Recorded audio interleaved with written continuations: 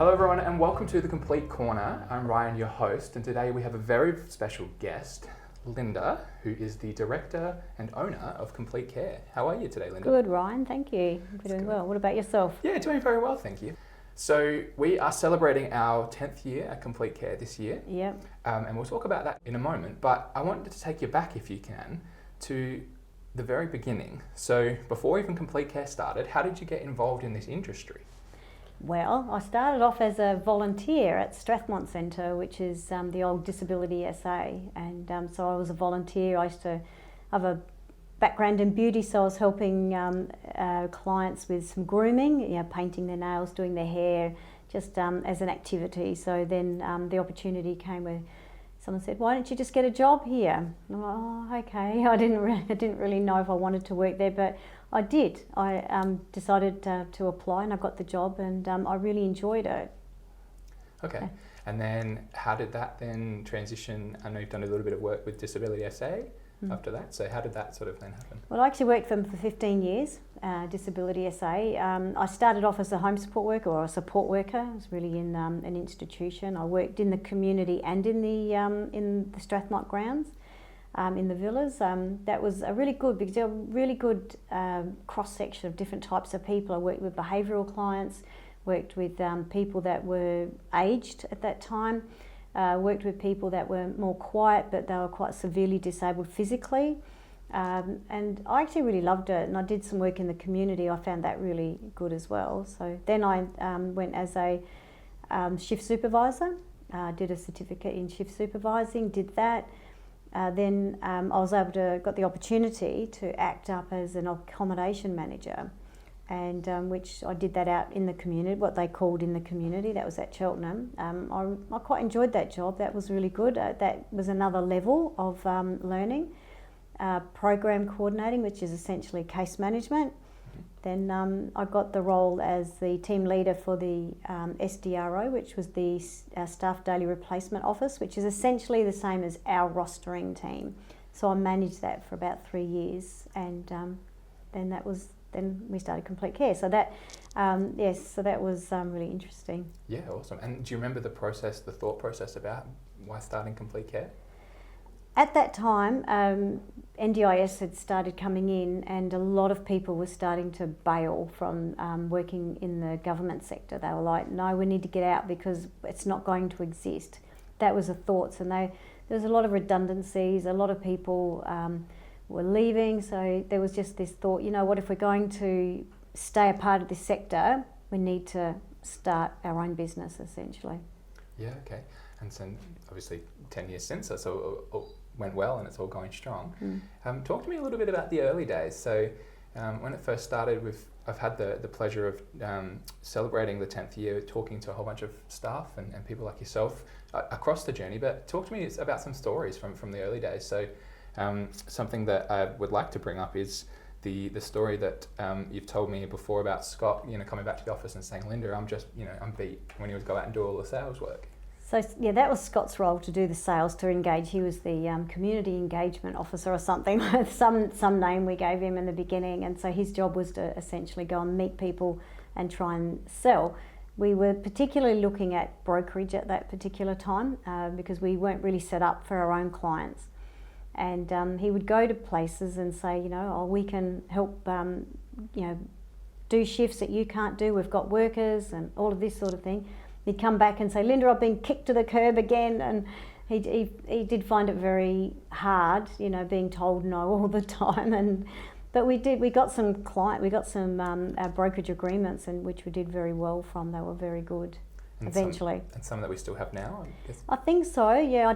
I'm not as involved in that part of the business as much, but we were with Rest Haven, Uniting Communities, ECH, ACH, Helping Hand, you name it. We were with all of these different companies at different times, and I think I mentioned in our other discussion that the difficulty with brokerage was that at times they'd go, "Oh, we need to use our own workers, it's costing too much to use brokerage, so we need to cut it back." So that was always the risk of brokerage. And then that obviously led on to getting private clients through Complete Care. Yes, we became registered for My Aged Care, so we became an aged care provider for home care. and in the process NDIS as well. So then we were definitely able to get our own clients and do our own work, which was really good. Yeah, awesome. Moving away just from the clients for a moment, I've had, as we've been talking to all these different people, stories about all the Christmas parties, and the early Christmas parties were actually at your house. Yes, we had a couple at my house. We just had a barbecue. We had about 6 or 7 people there. It was just a very small group. It was really good. Then we ended up at an Indian restaurant that we used to like going to. That's different owners now, not the same, but it was great. We used to really love the food there. So I think we had, I don't know, about 15, 20 people at that one. And so the Christmas parties have grown and grown and grown. They've become a big part of the social calendar at Complete Care. Yeah, absolutely. Yeah, it's really fascinating to me just hearing all the people saying, "Oh, yeah, we were at Linda's house." It's like that's such a, when you think about where Complete Care is now today, to think only 8, 9, 10 years ago that it was small enough that it was like that. It's Well, we had one Christmas party at Laura and Sam's house. They had a better backyard than I do, and mine's a bit small. And that was really nice. That was a bit more spread out. Yeah, but it was good. That was really nice. Yeah. Yeah, awesome. So as a bit of a shameless plug, if anybody hasn't had the opportunity yet, we have done a series of our 10 years in 10 days. Yeah, that was good. Where yourself is the host for the first one. So if you haven't checked that out, please do. Yes. I want to ask you a little bit about one of the stories you shared in that, about working from home when the phones and internet went out and having to work also from your house. Yes. Scott and I were out having lunch with a friend, they'd come from interstate, so we just left everyone, said, guys, we're going out for lunch, and I think we decided to take that afternoon off, and we were out, and I get this phone call, Linda, there's no internet. And I'm like, what? And I couldn't do anything because we were out, so we had to abandon our lunch and we had to rush back, and nothing was working. So we were trying to work off our phones and whatnot. So anyway, we decided that we're going to bring laptops to my house, to my kitchen table or my dining room table. So I had laptops spread out everywhere. Not the best internet for a working scenario. However, we did that for about 2 weeks, and I was ringing the company to get the new modem. We needed a new modem really badly. And for some reason, they kept trying to deliver it to the office. And of course, we weren't at the office. We were at my house, and no, it has to be delivered to that address. Well, when are you going to be there? Because we will come and pick it up. We'll be there. We don't know. Can't give you a time. So we're trying to work at my house, but also get this. In the end, Scott ended up finding out where it was being held, and it was held at the Adelaide Airport at the some office there. So Scott headed down that afternoon, picked it up, brought it back. And not having your proper computers was really hard. Just working off a laptop was really hard. But we functioned. It's amazing how the ones that were there, we really did work together, and we made it work, and we got the new modem, got that sorted out, and then back in the office, and thank goodness we've never had something like that happen again. Yeah. And then, so that was at the Modbury office? Yes. And we now obviously have 10 offices. So talk me through what that's been like, the opening of each offices and sort of that expansion. Well, Modbury office was actually quite a small office, really. We were spread out as far as we possibly could, and we were getting clients more north. And so we were trying to strategically think of what we should do. So the idea came up, let's open up an office in the north. And we were starting to get a few clients even out country a little bit.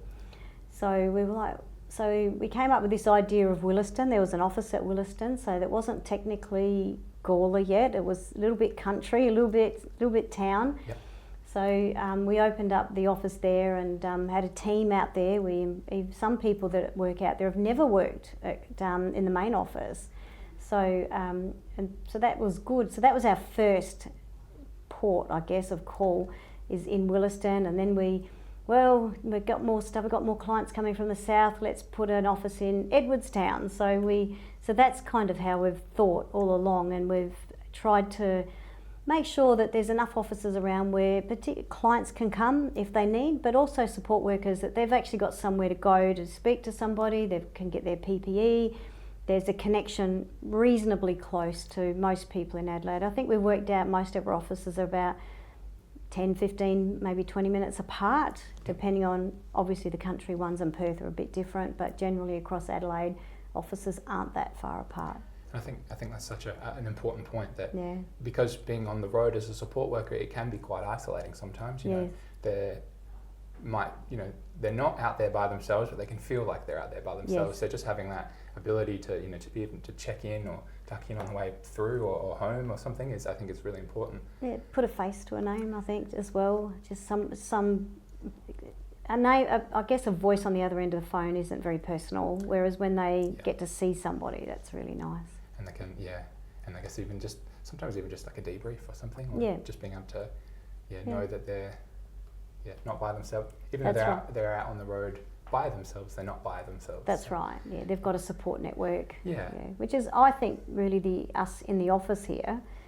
That's what we're here for. Is not just for the clients. We're actually there for our workers that are on the road. We're actually providing a support. They may not see it necessarily, but that's what we're here for mostly. Yeah, absolutely. Yeah.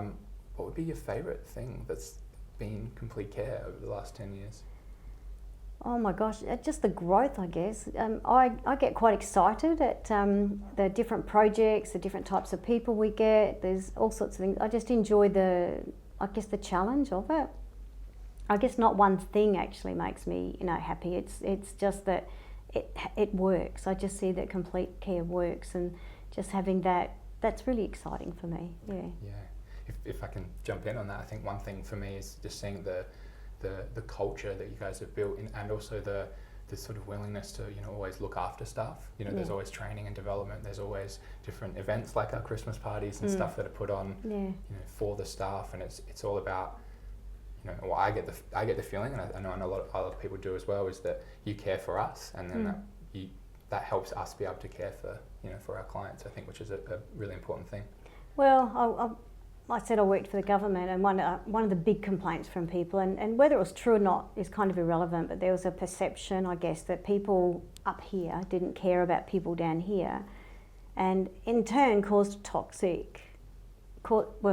a perceived toxic culture. Yeah. And I guess from that I learned, if we don't look after our workers, they're not going to look after our clients. If they don't feel supported, they're not going to support the clients, because people behave very much by how they've been treated. So if you've been treated like an idiot, you're going to act like an idiot. You're going to treat people like idiots, because that's your reference point. But if you feel like someone actually listens, someone cares, someone is bothered, somebody wants to help, then that's going to pass through to the next level, essentially. That's really important to us. And I think Richard Branson actually says that too. Look after your staff, and they will look after your customers. Yeah. And so your staff are actually your biggest resource. They are one of the most important parts of a business. Clients are really important. Without clients, you're not going to have a business either. Yeah. But without staff, you're not going to have a business either. So you've got to look after the staff. Balancing both, and something I think you and Scott and the thank time you. management and Complete Care do very, very well. So thank you for that. Yeah. That's okay. Kudos to you guys. I want to take you back a little bit, if I can. So obviously over the years, your role within the company has changed and adapted as things have grown. So what would you think is the biggest change between when you started and now? I'll put it this way. When I first started, Scott and I, we wore many hats. It's like we had all these hats on our head. I was looking after, we talked a little bit about rostering earlier, that I was rostering, which essentially what our office was just rostering. There was nothing else. Then there was case management. Then there was quality. There was whatever, all the other things, marketing, you name it. Every department that we had, HR, that was a big one, managing staff and all the staffing issues. And so the interesting thing is we were wearing these hats, and here on one day I'm rostering, the next day I'm writing up policies and procedures, on the next day I've got a staff member in having a conversation about a performance issue. And so what I feel, and I've said this to many people, is what I would do is take off a hat, and that hat ended up becoming a department. So it wasn't just replaced by one person, it ended up being a whole department. Like quality, there's me in my front office there at Modmill doing some policy on smoking in the workplace, Googling and looking, putting this policy together, finding something. Whereas now I've got a whole team doing this and looking after all the policies and procedures. So we obviously have a huge suite of policies and procedures. it's just massive. And so that was one. Then HR, we had, so obviously the quality was Jared, then HR was Ashley, and he's got a whole department behind him now. Marketing, our very small, there's me chucking a few things on Facebook, that was marketing. I had no idea what I was doing. But then Lisa came in, and that's a whole department. Look at what we've got going on here today. And so yeah, it's pretty amazing. Yeah. And then so obviously that's affected, you've sort of taken off more and more hats. And I think it's Sam, and I could be wrong, I'm so sorry if I'm quoting you wrong, Sam, but he said you've gotten to a point now where you can, watch from the balcony, I think is the expression he used. Yeah, and we talk about that balcony in the dance floor. So the dance floor where everyone is working, and so being on the balconies, you're above it, and you can kind of see when there's a problem. So over here, there's a fight broken out on the dance floor, send resources, Yeah. So that's kind of that thinking now. I'm not so caught up in the day-to-day, or most day-to-day things I'm not caught up in. So obviously some things I am, but I can organise resources to go to a problem area. So that's good. Or I guess not even a problem area, just an area that needs more growth. Needs more support. More resources, Yeah. This is a little bit different to what I asked before, but what are you most proud of with Complete Care? I'll have to say the same thing, just that it works. I mean, Scott and I, when we started, and I know he talked about it being a small company, that it was meant to be just a little thing, so... And it just grew, and I'm just so proud of that. I'm just so proud that we've got so many people that are really good people that have come in and they've taken departments on, and they've looked after those departments and it's taken off a life of their own, which is, I'm really proud that people are empowered to do that. Yeah, it's fantastic. This is a bit of a cheeky question, but what next for Complete Care? I don't know. More of the same? Well, obviously Perth, we want to see grow. I'd like to see Perth replicate Adelaide. Certainly been having conversations about that, and I'd like to see, at the moment there's one office, and with it growing over there, and I know Megan over there is doing a fabulous job bringing on new clients, and so I can see that office becoming 2 offices. Obviously I'd like to see a skill centre there. I'd like to see all the things that we do here replicated in Perth. So. Yeah, fantastic. I'd be remiss to not also talk about the skills centre. So, under the umbrella of the KC family. So, what was that? What was that initial conversation like? How did that all sort of come about? Well, there's a big thing in this industry of where you need to have your staff trained. And they're not skills that people learn in their Certificate 3. So people don't learn to do bowel care, catheter care, trachea care and peg feeding and all these things. They don't learn that in their Cert 3. They're skills that are learnt on top of, and usually aren't trained in them unless they're having a client that they need to use them in. So no point training someone in peg feeding if they don't have a client with peg feeding needs. So anyway, we were needing this, and we were really struggling to get reliable training. We had a relationship with one company, and it was good. It's not that it was bad. They were very good, but sometimes we get a phone call on the day, oh sorry, the trainer's not coming in today. That meant we had a group of, say, up to 10 people that essentially this was their roster. They still had to be paid for the day, but they weren't being trained. So it was really hard. So Scott and I both have our TAE, and we're going, we could do this. We could actually do this ourselves. We could do it, and we could offer it to people that are not part of Complete Care and have it as a separate entity. So the idea was that that will then help pay for it. So because Complete Care trying to pay for all of the nursing and everything else that's in there, that's actually been a really good part of the business. It means people are impressed when they see people's training and their skills that they've actually learnt, that they've done the trachea care, they've done peg feeding, they've done bowel care, catheter care, and all this stuff, and they go, oh wow, these people have got a lot of extra skills. It's impressive, and I think anybody can have that. Yeah, so.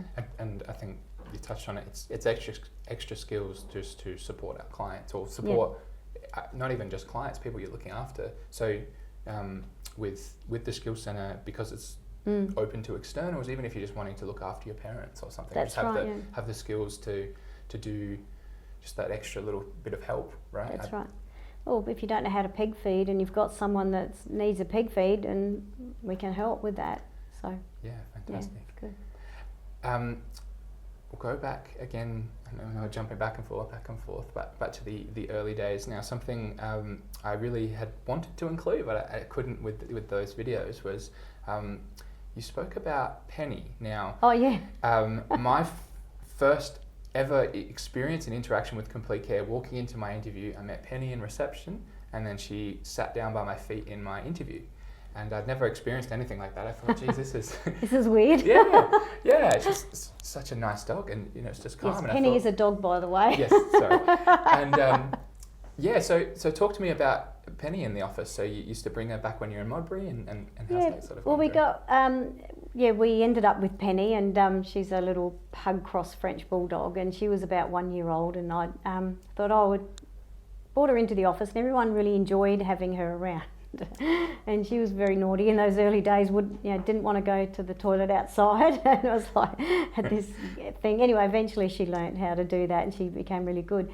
But I was talking to someone about her this morning and saying what was really funny about Penny is if I ever had to talk to somebody, whether it be in an interview or I was having a discussion with someone about their performance, Penny would sit by their feet, not my feet, their feet, like she was their support person. And it's almost like she was with them, and people really seemed to like that. And often I would see people coming in for interviews, or they would coming in if we were having a discussion about performance and whatever, that Penny would go up and almost comfort them, because she must have picked up that they were a bit nervous. Yeah. And so she would go over and sort of be their support. Yeah, it was quite cute actually. Leslie was telling me this today that she didn't actually like dogs. She didn't like stairs either, but and of course Modbury had both. And anyway, Penny has helped her get over her fear of dogs, so that's really good. Yeah. She's such a sweet little girl. Yeah. And now obviously with Xena as well. Xena, yeah, her I guess I call her Auntie Penny now because she's like the auntie to Xena. Xena's a pug. A couple of people have brought their dogs in and stuff like that. As long as they behave, I don't mind. Yeah, no, fantastic. All right, well, I won't take up too much more of your time, so thank you very much for coming in and joining. Just as a reminder, this podcast is available on all your usual streaming sites, so wherever you watch or listen to podcasts, you can check this out. Make sure to follow our socials, which is at Complete Care Home Care, on all of our socials. And thank you very much for your time today. Thank you for having me. And we'll see you next time. Okay. Thank you for listening to the Complete Corner podcast, brought to you by Complete Care, your #1 stop for all things community and home care services.